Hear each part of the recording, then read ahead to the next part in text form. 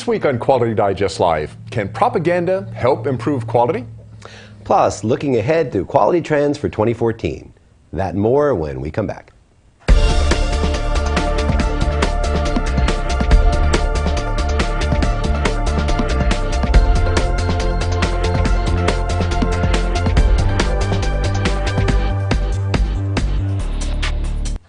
Welcome back to Quality Digest Live for January 3rd, 2014. QDL is your weekly look at who and what is making the news in the world of quality.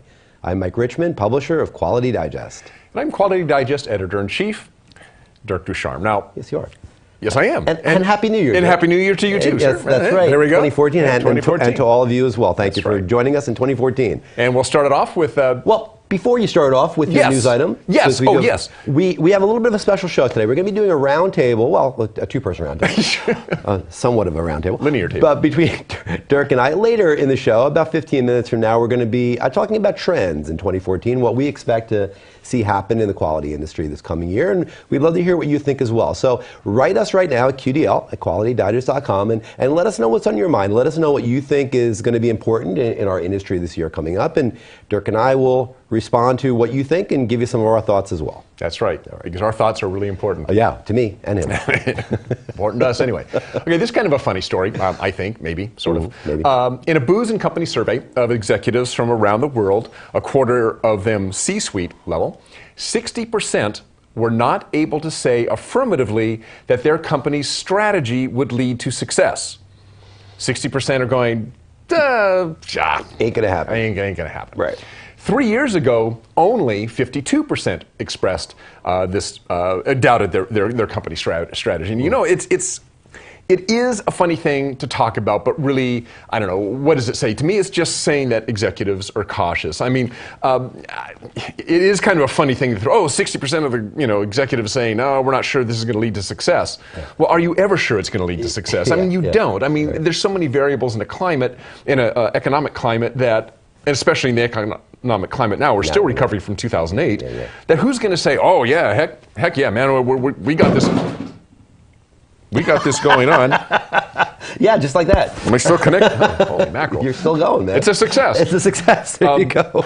How many people are going to say Happy New Year? How many people are really going to be confident that that their strategy is going to lead to success? So. Yeah. Well, and that's the thing is, I think you pointed out is that there's not really an ability to know sometimes strategically if something's going to work. I mean, you don't want to ever be in the position where you say, well, we're going to throw the spaghetti against the wall and see what sticks. That's not what you want to be doing. But what you do want to be doing, I think, is you want to be keeping your mind open, right, to what could or could happen with your strategies. But I think, like Dirk said, I think that a lot of this reflects just a cautiousness on behalf of these executives, that they're going to tend to be, you could say pessimistic. They're going to be a little bit pessimistic about the success, and maybe some of that is because people want to be pessimistic because when it works out well, they feel better about it. I don't know. I mean, there's some psychology going on here too. I think there is. I mean, like you said, I think it's a lot easier to be a pessimist and then come back and say, oh, we succeeded, rather than say, oh yeah, we're going to be successful, and then that wasn't so much the that wasn't so much the case. Yeah. Going on here. Sorry about that. We got a little behind. Yeah. Some technical problems going on here. And hold on one second here. Wait for it. Wait for it. Wait for it. Here we go. Well, it's coming. Well, I mean, but what you're saying here really is that executives are maybe pessimistic. I mean, maybe they don't. Well, go ahead. Yeah. Yeah. I remember. I was going to say is one of the issues was that executives said that there may have been too many projects to prioritize. Right.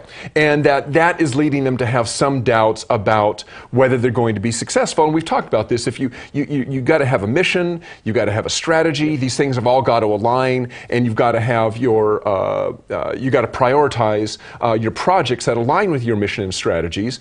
And sometimes there's too many projects to prioritize, and that kind of shoots down what you're trying to do in terms of moving your company forward. And this leads some executives to feel a little uncomfortable. They got too many. They feel like they have too many balls in the air. Well, maybe with that in mind, maybe 40% of those feeling that their products are going to be successful is actually pretty darn good. I mean, considering the fact that there is so much in the air, and maybe you look at it, maybe if the average executive has, and this is the case I think many times, has like 10 key projects up in the air at one time, maybe they consider that if 4 of them land, right. Yeah, exactly. Maybe that's doing pretty good. Pretty good, right? I don't know. I mean, I think there's a lot going on here. Yeah. And there's a lot that really isn't mentioned in the survey that you have to kind of infer. I think that it's just a complicated world. I mean, executives have a lot on their plates, and especially nowadays, where I think there's probably less, fewer Indians, more chiefs, with some headcount cutting. I think that maybe executives have a lot on their plates, and they don't feel like they can execute the way that they would execute if there was less going on and more people maybe to help out. Right. I don't know. Interesting story. Another interesting story is yours, Bill Levinson. Bill Levinson, that's right. Bill Levinson is one of our favorite columnists. I love Bill. I met Bill a few times and actually chatted with Bill earlier this year at a conference at Quality Expo, I think it was. And Bill had an article that appeared yesterday in Quality Digest Daily called Propaganda, Fascination, and Quality. Again, that was yesterday's issue of Quality Digest Daily by Bill Levinson. Now, only Bill could tie in historical and scientific references and literary references ranging from the hunting practices of early humans to the poet Lord Byron to the Spanish-American War. I mean, there's a lot going on here. And Hitler. And Hitler, and of course, Ford. A detour into Henry Ford. Right. And in this case, he mentions Henry Ford in the context, not of a positive context. Talks about some of Henry Ford's issues, and I think they're known by many people, of some anti-Semitism and some propaganda he put out that wasn't beneficial propaganda. And this is what we're talking about here. We're talking about propaganda as a force for good, usually thought of as a force for evil, where politically people will take positions and put them out to their audience, whoever that audience is, and try to manipulate thoughts. And it's perceived many times as being a bad thing, an evil thing. But what Bill is saying is that propaganda can also be used, if it's used in the business setting, by dedicated and ethical managers who maybe lead by example, show their employees how to do it, what to do, and take action to show that they're going to do it themselves. This could be considered, I think, propaganda for good, and that's what Bill's kind of getting to here. Right. It's all about conveying ideas through images and visuality, and we talk about visuality a lot because it's powerful. And it makes sense because, given our development, humans' development as creatures that relied on our eyes in a large way, quickly relied on our eyes, our eyesight, to determine if something was a threat, if something was potentially food. I mean, you very quickly had to make a decision. So I think what happened there, and what Bill's saying there, is, you begin to very quickly make decisions based on what you see. Now, when you take this into the realm of propaganda, what that does is you realize that things like posters or cartoons are more powerful than words. And Bill used the example of America's foreign wars of, say, the 19th and 20th centuries.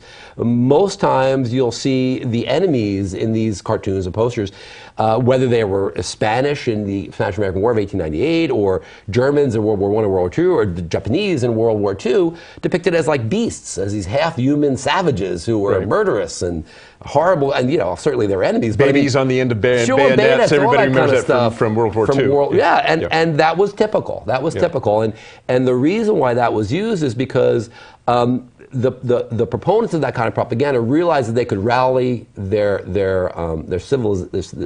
towns, their countries, by putting forth these kind of things rather than a logical argument. The words don't carry the weight of the images. And he does a good example of that, where he shows, he gives a pro or against going to war. In the Spanish-American War. Because he said, hey, the Spanish-American War started when the USS Maine was sunk in Havana in 1898. And he said, well, logically you could look at it and say, well, let's wait and to see what happens. Let's see what the research comes back and says. Was it sunk by a bomb? Was it Was it sunk by something else? Who knows how it really was sunk. And that might be the anti-war faction. Yes, but the pro-war faction, and there were people who were advocating for war at the time, just put out these cartoons, these posters, and he shows one in the article of this bestial Spaniard, murdering people. Visceral reaction. Right. In a few seconds, you've already responded. Exactly right. So I think that it has to do with fascination. Bill mentions this, and he cites a keynote delivered by Sally Hogshead at last year's ASQ World Conference, where Sally talks about fascination, and she pointed out that humans are fascinated in seconds. And those first, often emotional images and impressions can be really, really long-lasting. She says something like 7 seconds? 9 seconds or something like that. Okay. So, but I mean, and it happens with not only with images like posters and cartoons, but it happens even more powerfully face-to-face when you meet somebody. And when you see somebody and you interact with somebody, you can read their facial expressions. That gets back to then this idea that managers in a business setting can use that to their advantage. And you can have a propaganda for good by kind of walking your walk, literally in the gimbal walk instance, where he's using that as an explanation, where manager can show his team, his employees, that he or she knows what's going on, knows how to do the processes, knows what's right, knows what's wrong, can do it him or herself. He actually points out, maybe we could throw this quote up, Christopher, if we can, from Lord Byron's poem, Don Juan. This was great. This was really cool. And I'm not going to read that, but you can read it. It's a piece of the poem, Don Juan, where he's talking about Suvorov, who is a Russian general. Apparently this Russian general, I didn't know this, this Russian general was 63-0 in battles and skirmishes in his career, never lost. Right. And one thing that Bill says here is that, and what Lord Byron is saying is that the reason the guy was so successful was because he personally drilled his soldiers. Well, let me read the second stanza, because keep that up there for a little bit. The second stanza, this is interesting because of Byron's reaction to it, but it is an actual fact that he, commander-in-chief, in proper person, deigned to drill the awkward squad, and could afford to squander his time, a corporal's duty to fulfill. So what's he saying there? He's saying that he himself, this general, right, this top manager, went out and was doing the stuff that, in Byron's opinion, Lord Byron's opinion, that should have been. Why is a general out there doing this? It should have been a corporal out there doing this, and kind of poo-pooing what Suvorov was doing. Right. And Levinson's going, wait a minute, that's exactly why the guy won. he won because his mid-level officers and non-commissioned officers were able to make decisions. He encouraged that by showing that training was what we do in this organization. We train all the time. We make sure we're sharp. We make sure we know what we're doing. And that filters through the entire organization. And if the commander-in-chief is out there showing you how to drill, it means maybe drilling is really important. Yeah. You are what you represent. You are what you do in any organization, whether it's an army or whether it's a business organization. So, I think that's the point here, is that managers top managers especially, really need to show that they're engaged with what the workforce is doing. They need to show that they understand what they're doing. That is the kind of propaganda, if you can use the word propaganda, I think it's fair, that you want to have in your organization. And again, it's visual. You can't just talk it, you got to do it. Gemba walking is a good way to do it. You really have to show your people that you know what they're doing, you empathize with what they're doing, and you believe that they can do it better, you can help them do it better, and that's going to filter through your organization. And I think by extent, the Gemba walk, and I think this is what he was saying, is the Gemba walk helps lead to that fascination, because it's that face-to-face. Yep. I see the general come out here, I'm just some plebe on the field, general comes out and tells me, this is how you're going to drill, and I'm going, wow, that's the general. That's right. And he's made an impact in a few seconds. That's right. That's right. Interesting. Good stuff there by Bill Levinson. Check out that article. Check out that article. And the set falls down. And the set falls down. It's an important point. We had to emphasize that. Read the article again, Bill Levinson. The article, Propaganda, Fascination, and Quality, yesterday's issue of QDD. So check that out below the player page. Speaking of things happening on the new year, remember, we're going to talk right now, looking ahead to 2014, what Mike and I think are going to be what we see happening in technology and software and so forth that we believe are really going to have an impact on what quality is in not only just in the coming year, but going forward. And we encourage you, as we're getting ready to talk about this right now, to send your emails, what you think might be a trend, what might be influencing us going forward, to qdl@qualitydigest.com, and we will get it on the show, assuming that the set doesn't fall down around our ears. So, well, there's a lot of things. I mean, there's a lot of things here that we look at. A lot of things we covered in 2013 and even before that we think are important. And I know you're going to get to really centered around technology, around software, and how some of these things can best be used. And I think the Internet of Things is a really key part of this, because the Internet of Things really deals with this idea that everything really can connect in terms of communication with people doing their jobs better, right? I mean, you want to be able to, in the case of automobiles is a great example, where you want to be connected at all times. Ford Motor Company is doing a great job of this.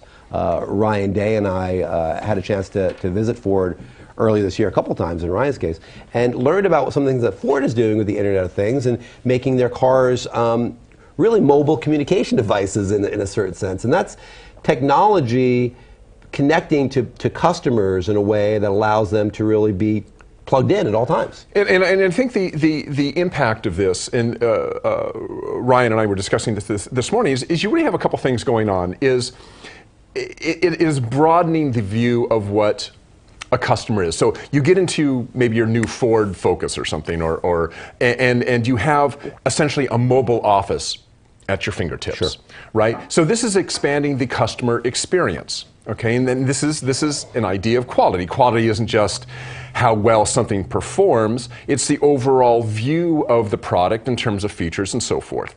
But the other side of quality that comes out of this is, imagine that your car is so wired, and they are at this point now, where it's continuously reporting diagnostics back to the factory. Mm-hmm. And not just your car's diagnostics, but maybe that entire brand and year. So your entire maybe 2014 Ford Focus all over the world are reporting diagnostics back to Ford. Right. Well, what does that mean?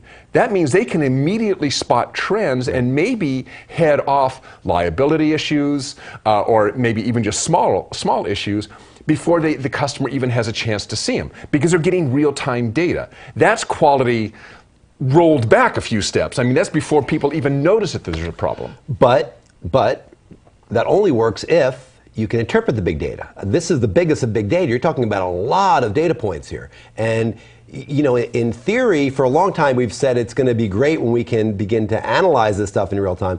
Now the tools are coming online to actually be able to do that. That's really the key. It's not the understanding that you want to be able to do that. It's that the systems now, the platforms are powerful enough that you can analyze that data, that big data in real time. And this is the thing. This big data is an idea whose time has been coming and is now here. Well, let me give you another way of how big data is really going to influence us.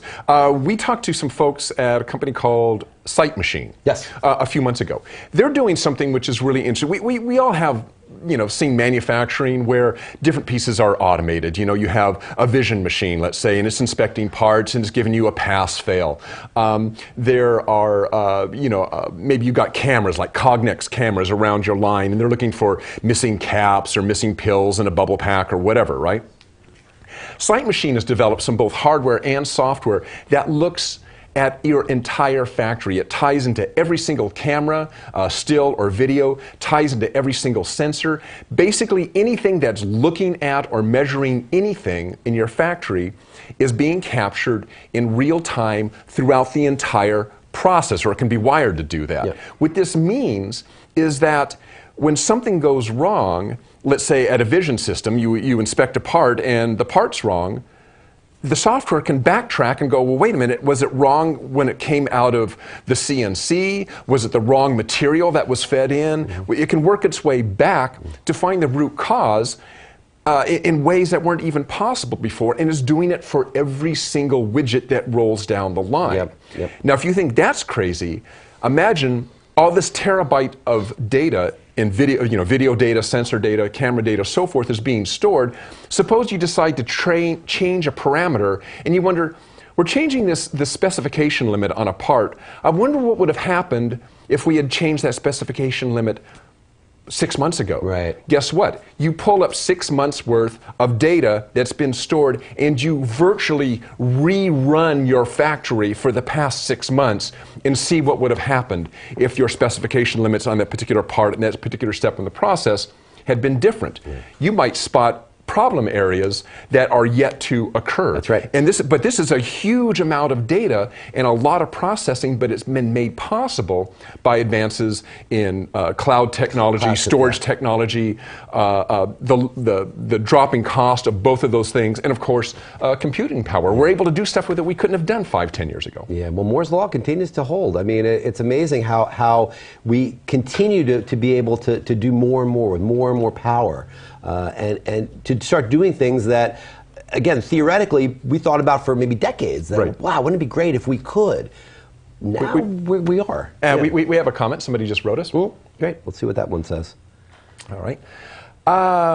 Trend for 2014, the more formalized incorporation of innovation into quality process. Yeah. That's interesting. So I guess what they're saying right there is that innovation is apart from being apart from quality, is innovation is part of quality. Part of quality. Right? Yeah, because I think what happens is many times we get, we take a silo approach maybe, that we say, within R&D, the engineers in R&D are going to do that and not really interface with the quality folks down the line, downstream. But I don't think that's feasible anymore. I mean, we're dealing with such an interlocking product cycle now that you've got to bring everybody to the table right away. And I think that there's an understanding that what quality professionals even the term quality professional I think is really morphing now anyway when you talk about risk and innovation being involved in that more. I think that there's an understanding that you've got to bring everybody to the table right away. I mean, early on in the R&D process where you say, okay, well, how are we going to make sure that this is going to do what we want it to do? Yeah, we have these ideas it's going to do this, but how do we make sure that that innovative thing that we're thinking about is going to actually be practical? And there's formalized approaches to that. Trees is a good example of that, theory of inventive problem solving. And I believe, I might be wrong on this, I believe innovation is mentioned more in ISO 9001 2015, I think, than it was in the past. I don't know about I don't recall. that. Yeah. I know there's maybe somebody out there does. Maybe somebody out there does. Yep. But I know that there's language in 2015's version of ISO 9001 that's going to be addressing some of these concerns. Let's talk about another trend. I mean, we're talking about technology, but I think the other thing you're going to see is that the role of the quality person, the quality professional, whether it's a management role or beneath a manager, that is really going to change drastically. I see, and in the future, and shoot me if I'm wrong here, but that role is going to go away. I really believe that as technology rolls out more and more, and technology is taking over a lot of those functions and pushing a lot of this and making a lot of this analysis automated, that the role of the quality manager is almost going to be disappear, other than maybe being almost purely an IT almost kind of role. I mean, they will have to be familiar with quality processes and so forth. Process control, yeah. Yeah, but it's going to be almost all IT. Well, it's going to be I think it's also going to be very philosophical. I think that a quality professional, somebody with a quality background in an organization, is going to be kind of a philosopher of process, is a term that I like, where that person is going to be the ombudsman within their organization to understand that quality is really dealing with conformance to customer requirements. And I think the quality people are always going to be the ones with their eye on the ball, which is, what do the customers want? Are we delivering what the customers want in this equation? And I think that is the real key role. That's interesting. Yeah, let's talk about the customer a bit. This was another discussion we were having this morning. I think, and we've been seeing this trend for the last 10 years, is the idea that the customer experience is more and more being recognized as the quality experience. Quality is not just, does my part meet specification? It's more, what is the entire experience of the customer? And this is becoming more and more of an issue, believe it or not, and I think this is going to drive a lot of this, is 3D printing. Yeah, oh yeah. That may sound strange, but we're in the era now where mass customization is going to be a huge driver in, I believe, the quality industry. And here's why. You think about it, you go to a store and you buy something. You buy, I don't know, a broken lens for your, for your car, the tail light lens, right? You know that it's it's an aftermarket part.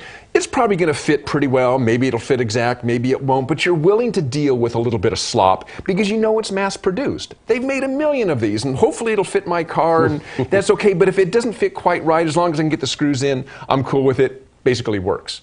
With mass customization, that goes out the window. You have made this part specifically for me. It's not mass produced anymore. So if it doesn't work quite right, I'm going to be less accommodating with the fact that you've sold me something that doesn't fit quite right. Yeah. It was made for me. Right. It's mass produced for me. Yeah. And it should be exactly what I'm looking for. Yeah. That, I believe, is really going to make a change in customer perception, in customer expectation of even commodity parts. Yeah. They're not going to be willing to accept, if it's been made, customized for me, even at low cost, I'm going to expect it to be exact. Well, what powers mass customization? If you think about it, step back and circle back on what we just talked about. What powers mass customization is big data and the ability to interpret big data, gather big data, and understand what it means in the context of what you're doing. And I think that these things, it's amazing how much these things overlap and tie together when you look at them. It's really about understanding behaviors. And it touches on social media too, where people are going out and trying to understand what customers are saying about an organization. And some companies trying to lead the conversations in social media about what their companies are doing and whether customers understand that companies are out there on social media doing that. There's a lot of pieces to this puzzle. Right. Bottom line always is, are you giving your customer what he or she wants? And if you are, then you're going to win. Or at least you're going to have a good chance of winning in your industry. Right. Yeah. We have another comment. Bring that up. From a reader. Here we go. Along with the refocused ISO 9000, we'll see a merging of lean and quality practices into one overall body of management. And I throw risk into there as well. I would agree with that. And we've been seeing this trend, is that the quality departments, the risk guys, the ISO 9000 people. These used to be kind of, you would have, it wasn't unusual not that long ago to have an ISO 9000 coordinator. Sure. If you had a larger company. You'd have an ISO 9000 coordinator. You'd have a quality manager. You'd have your test and measurement guys, right? And they all kind of communicated together, but these were separate pieces. Silos. Silos. Yeah. This is all getting smooshed together. It's all becoming, as that writer wrote in, these are all becoming all part of the same thing. Well, I think the key reason to that really is documentation. I think there's a big driver of this is document control because, you think about those silos in the old world that still exists a little bit. There's so much duplicated documentation about how you do a process and why you do a process. In terms of having a quality manual that everybody uses, you also need to be able to show documentation for ISO 9001 auditors. So, this idea that you're going to have these different pieces of information floating around, especially with documents, makes no sense. So I think what that writer was saying makes a lot of sense to me. That you're going to see a merging in this stuff because it's just so much more efficient. And one last thing, and we got to wrap this up and move on. But you kind of touched on it, is enterprise quality management software, and this is one of those pieces. It's the software that kind of ties all this stuff together. It takes your data from it could take your data from your purchasing people, your finance people, your production people, and makes that data available and in a way that it can interact with each other and everybody can see what's going on and how what's going on in production affects what's going on in purchasing, which affects what's going on in finance, and gives you a more of a holistic view of what's going on in your company and how these different, what used to be silos, interact with each other. And that's what EQMS software, and there's a lot going on with EQMS right now. We've done several webinars on it, so we can kind of talk to that a little bit. But exactly, a big trend as well. So look out for those trends. Keep us in the loop on what you think the trends are going to be too. Write us again at QDL@QualityDigest.com. If you have further questions about this, we'll answer them as we move forward. That's right. All right. Well, that's the end of the show. Well, you want to close with the ponderings? What do you think? We have another ponderings from Mike McElray. That's right. So see, this one is on suggestion systems. Suggestion box. That's right. Yes, I got a suggestion for you. Yeah. Mike McElray has a suggestion for you. So we'll leave you with that and let you go out with Mike McElray. Thanks for joining us today. Thanks. Have a good weekend. We'll see you next week.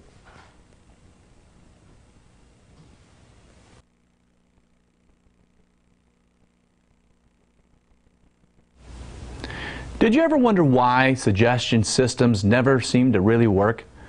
The suggestion system was probably initiated by someone in human resources who thought it would be a good idea to solicit ideas from the common folk. Didn't they know that the common folk always had great ideas? They just didn't have a way to express them?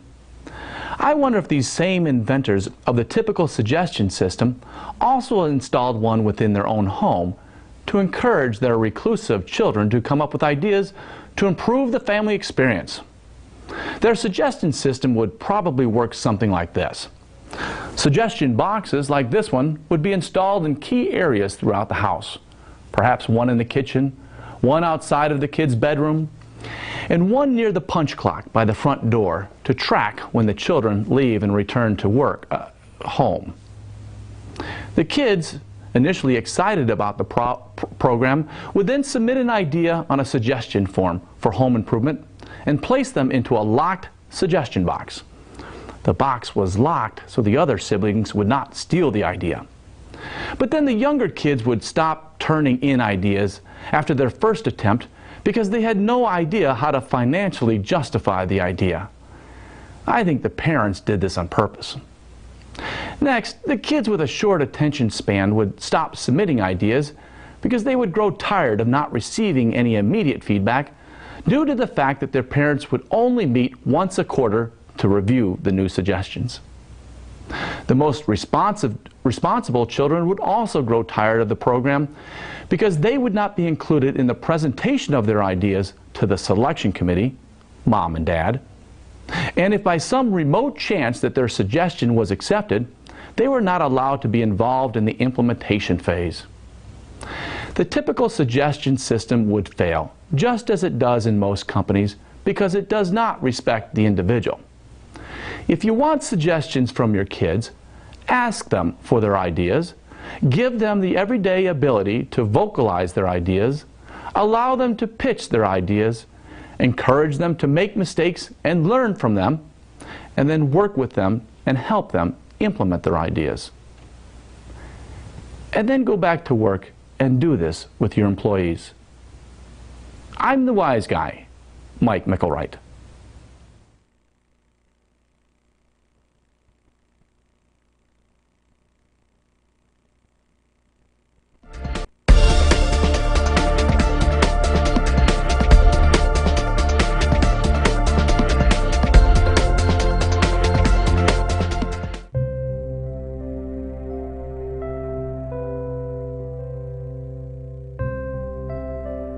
Thank you.